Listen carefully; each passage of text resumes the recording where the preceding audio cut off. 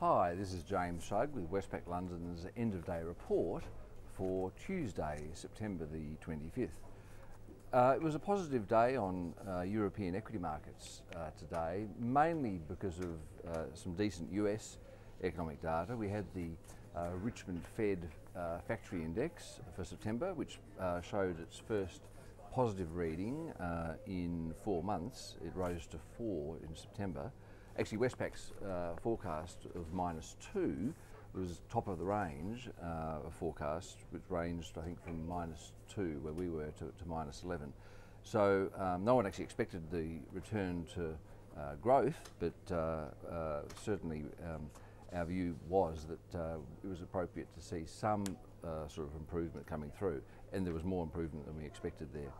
In fact, the detail was pretty solid, with orders up 27 points to +7, shipments up from 1 to 9, although jobs were still contracting. They were unchanged at -5. The Conference Board Consumer Confidence Index posted its biggest rise since February. It rose 9 points in September. That's also the highest level of the index since February, driven mostly by improved consumer expectations. We had 2 house price measures for the US for the month of July. Both of them showed monthly gains. The more respected S&P Case-Shiller house price index for 20 major US cities posted its 6th monthly rise in a row, and annual growth in prices is 1.2% on that measure. That's the second positive annual growth rate we've seen in a row, and the fastest pace of gains since the temporary blip higher in prices back in 2010, when the tax credit for home buyers was still in place. Canadian retail sales were decent, up 0.7% in July. In Europe, the developments there were mostly on the political front and policy front, with the ECB chief, Mario Draghi, speaking to a German business audience in Berlin, saying that, well, he basically took a swipe at the Bundesbank's Nein zu allem attitude, no to everything.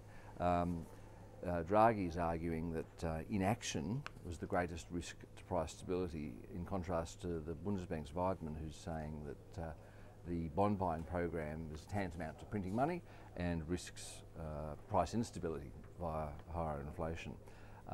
Spanish civil unrest continues to intensify ahead of the September 27th budget, which is expected to deliver yet more austerity. Related to that, the Catalan separatist movement seems to have renewed vigour. Catalonia is probably the richest region in Spain, yet the taxation arrangements that exist in Spain mean that the federal government basically receives the tax revenues from things like sales tax, and it's not actually distributing back what the Catalans think they're owed. In fact, the latest increase in VAT in Spain, half of which will traditionally go back to the regions, all of that increase has gone to the federal government, the national government, and that's upsetting the Catalans, who have lost access to financial markets, yet they're not getting back the funding from the national government that they feel they justify. So that's seen, as I say, renewed vigour in the separatist movement there. I mean, the Catalan economy is bigger than that of Portugal, so it's a pretty serious issue, and at the same time you've got the citizens marching on the Madrid parliament ahead of the budget because of concerns that yet more austerity is just going to keep driving the economy into the ground. That's probably about it in terms of news today. Markets, as I say, were up, with the London market up 0.4% at the close, the French market up 0.5%, the Germans up 0.2%, the Spanish market's up 0.5%, and the Italians up 0.4% today. The Dow at about 5:30 London time, US lunchtime, is unchanged. It's at 13,560. Commodity markets. We've got oil prices down 0.2% today at $91.73 a barrel.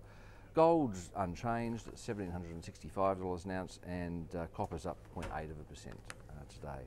Aussie dollar 1.043, it's within the recent range. It was as high as 1.046 earlier today, but it's pulled back a little bit more recently. That's the report for today. Back again tomorrow.